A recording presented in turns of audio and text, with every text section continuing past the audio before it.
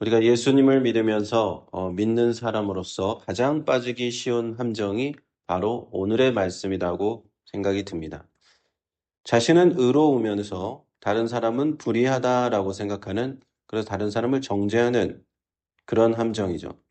다른 말로 하면 위선자가 되기 쉽다라는 것입니다. 제가 이제 전도사 때 친구 전도사와 함께 그 집에 한번 놀러 간 적이 있었어요. 근데 거기 가니까 그 집이 아버님은 장로님이시고 어머니는 권사님이신데, 그 어머니가 아들이 들어오자마자 막 이렇게 잔소리를 하시는 거예요. 전도사가 돼가지고 새벽 기도도 안 나가고 성경도 안 읽고 막 한참을 아들에게 쓴소리를 하세요. 그런데 그 아들이 가만히 듣고 있더니만 엄마는 권사가 돼가지고 앞뒤가 다르고 뒤에서 남을 욕하고 거짓말하고 막 그러면서 또 엄마에 대해서 한참을 쓴소리를 합니다, 아들이. 그래서 제가 그 장면을 보고서 잠시 얼음이 되었어요. 얼음이 됐고 아직도 기억이 나네요. 오늘 그 장면이, 제가 봤던 그 장면이 오늘 말씀과 딱 맞는 말씀인 것 같아요. 1절에 보니까 비판을 받지 아니하려거든 비판하지 말라. 2절에 너희의 비판하는 그 비판으로 너희가 비판을 받을 것이요 너희의 헤아리는 그 헤아림으로 너희가 헤아림을 받을 것이니라 하였습니다. 예수님께서는 우리에게 비판하지 말라고 하십니다. 그렇다면 우리는 이 세상에서 판사라는 직업을 가지면 안 되는 것일까요? 판사는 남을 판단하는, 비판하는 직업을 가지고 있는 사람이잖아요. 그것은 아닙니다. 하나님께서는 당신이 창조하신 이 세상이 질서 있고 또 불의한 일이 없고 정의로운 일이 일어나기를 원하시기 때문에 그런 판사 같은 직업이 분명히 있어야 돼요. 주님께서 하시는 말씀은 이 세상에 법원이 없고 판사가 없어야 된다는 것이 아니라 우리 일상생활에서 계속 일어나고 있는 이런 판단과 정죄에 관하여 말씀하시는 겁니다. 믿는다고 하는 사람들이 일상생활 속에서 너무나 쉽게 다른 사람들을 비판하고 판단하고 정죄하기가 쉽기 때문이죠. 그리고 또 이 말씀을 오해해서 비판하지 말라고 하시니까 우리가 옳고 그름을 전혀 분별하거나 판단하지 말라고 이해해서도 안 됩니다. 비판하지 말라고 하셨으니까 다른 사람의 잘못은 말도 꺼내지 마라. 그런 식으로 또 이해하는 것도 곤란합니다. 그 근거로서 이제 마태복음 안에서 있는 예수님께서 우리에게 판단과 분별을 요구하는 그런 부분, 다른 성경 말씀도 많이 있거든요. 그것을 한번 보면요. 예를 들면 마태복음 18장 15절 17절에 이런 말씀이 나옵니다. 내 형제가 죄를 범하거든 가서 너와 그 사람과만 상대하여 권고하라. 만일 들으면 내가 내 형제를 얻을 것이요 만일 듣지 않거든 한두 사람을 데리고 가서 두세 증인의 입으로 말마다 증참케 하라. 만일 그들의 말도 듣지 않거든 교회의 말하고 교회의 말도 듣지 않거든 이방인과 세리와 같이 여기라 되어 있습니다. 분명히 예수님께서는 형제의 죄에 대하여 권고하고 누가 형제들이 증참하고 교회의 치리에 관해서 명령을 하고 계십니다. 이것은 분명히 죄에 대해서 우리가 분별을 하고 판단을 하는 것을 전제로 가능한 일이죠. 그러므로 오늘 말씀을 우리가 전혀 분별도 하지 말고 판단도 하지 말고 이렇게 해서 또 오해를 해서는 안 된다는 겁니다. 그러므로 오늘 말씀 비판하지 말라. 이것을 우리가 어떻게 이해해야 되느냐? 그것은 일체의 어떤 판단 이런 것을 금한다라고 이해하기보다는 우리가 형제 자매에게 부당하게 그리고 잔혹하게 그리고 위선적으로 비판을 가하는 것, 그런 것을 하지 말라는 것으로 우리는 이해를 해야 됩니다. 우리가 이 세상을 살면서 자기 자신과 하나님 앞에서 자기 자신에 대해서 상당히 하나님의 말씀을 비추어서 높은 기준을 가지고 살아야 되는 것은 분명한 일입니다. 주님의 말씀을 비추어서 옳고 그름을 가려야 하는 것은 분명한 일이에요.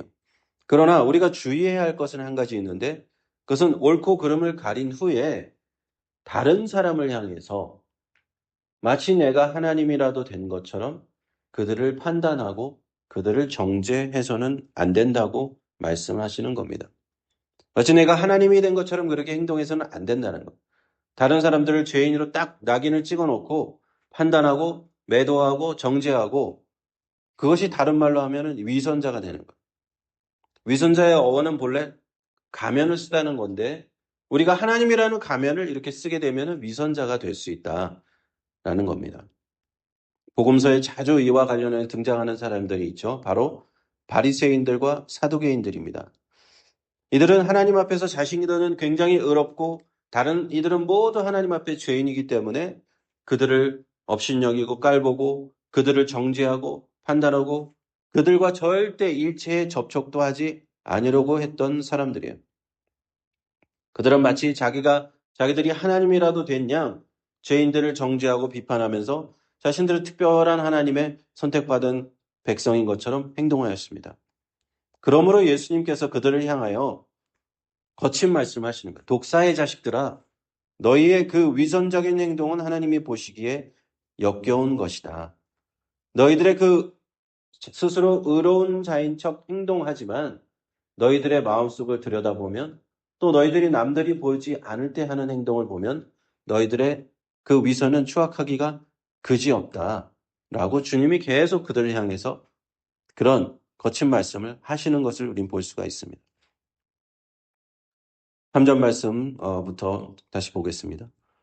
어찌하여 형제의 눈 속에 있는 티는 보고 내 눈 속에 있는 들보는 깨닫지 못하느냐. 보라 내 눈 속에 들보가 있는데 어찌하여 형제에게 말하기를 나로 내 눈 속에 있는 티를 빼게 하라 하겠느냐. 외식하는 자여 먼저 내 눈 속에서 들보를 빼어라. 그 후에야 밝히 보고 형제의 눈 속에서 티를 빼리라. 주님께서는 형제의 눈 속에라고 말씀하셨죠. 그것으로 보아 1차적으로 이것은 그리스도인 공동체에 향해서 하신 말씀이다라고 보아야 합니다. 예수님이 있는 이 신앙 공동체, 교회, 이 교회가 서로서로 판단하고 정죄하는 일들이 일어나면서 형제와 형제가 서로 등을 돌리게 되고 자매와 자매가 서로 등을 돌리게 되는 그런 일들이 일어나는 것을 특별히 경계하시는 말씀이에요. 믿음의 공동체라는 이 공동체 안에서 남의 허물을 자꾸만 들추고 비판하는 사람이 과연 그렇다면 그 자신의 허물은 그 자신의 잘못은 하나도 없는가라는 것을 보라는 것이죠. 자기 자신의 눈 속에는 들보와 같은 그 너무나 커다란 결점이 있는데도 불구하고 그것을 깨닫지 못하고 다른 사람이 있는 눈 속에 티만 그 조그마한 잘못만 자꾸 들추어내고 있는 것은 아닌가 하는 말씀이에요. 예수님께서는 이 들보라는 이 두 가지 용어를 쓰셨는데 예수님께서 한때 목수셨다는 것을 기억할 필요가 있습니다. 이 티라는 용어는 이제 톱으로 나무를 자를 때 나오는 그 톱밥을 의미하기도 해요. 그리고 이 들보는 잘 아시다시피 집을 지을 때 쓰는 그런 지지대잖아요. 그래서 주님께서 이 두 가지 용어를 쓰신 것 같아요. 내 눈에 들보가 있는데 어찌하여 형제에게 말하기를 내 눈 속에 있는 티를 빼게 하게 하라 하겠느냐. 그렇게 말씀하신 거죠. 그리고 5절 말씀이 중요합니다. 외식하는 자여 먼저 내 눈 속에서 들보를 빼어라. 그 후에야 밝히 보고 형제의 눈에서 티를 빼리라.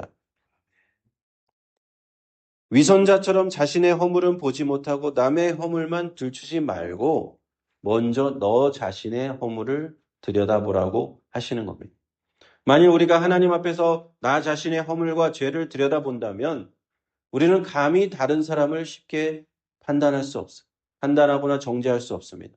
내 자신이 하나님 앞에 이렇게 큰 죄인이라는 것을 아는데 예수 그리스도 십자가에 피 흘리심으로 내가 이 주홍과 같이 붉은 나의 죄가 용서받았는데 어떻게 형제 자매를 쉽게 정죄할 수가 있는가? 그럴 수가 없는 거예요. 그러므로 진정한 그리스도인은 자기 자신이 하나님 앞에서 얼마나 큰 죄인인지를 먼저 깨달은 자입니다.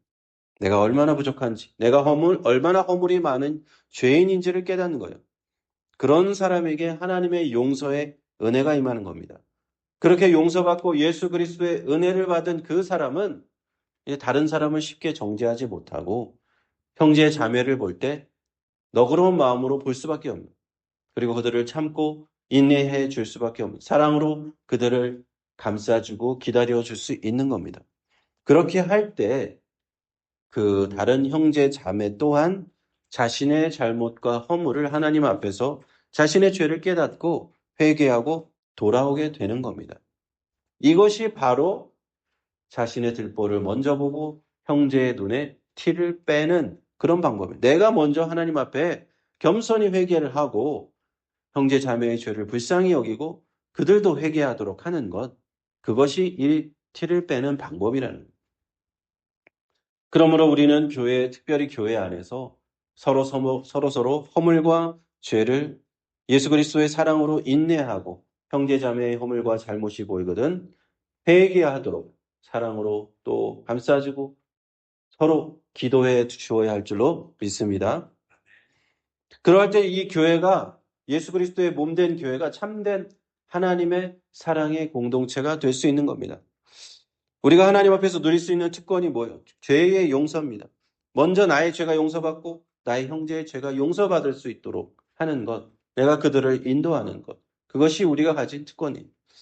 그러므로 쉽게 판단하고 비판하고 정죄해서는 안 됩니다. 위선자의 탈을 쓰고 심판자 하나님의 역할을 내가 하려고 하면 안 됩니다. 하나님의 역할을 하는 것이 아니라 나는 죄인의 역할을 해야 돼요. 우리보다 10,000배는 더 훌륭하신 사도 바울이 뭐라고 하셨죠? 나는 죄인 중에 괴수다. 그렇게 말씀하시는 것을 우리 기억합시다. 그리고 나 자신의 눈 속에 있는 들보를 먼저 보고 그리고 우리 형제의 눈 속에 있는 티를 빼내어 줄 수 있는 그런 저와 여러분들이 모두 되시기를 주님의 이름으로 축원합니다. 기도하겠습니다.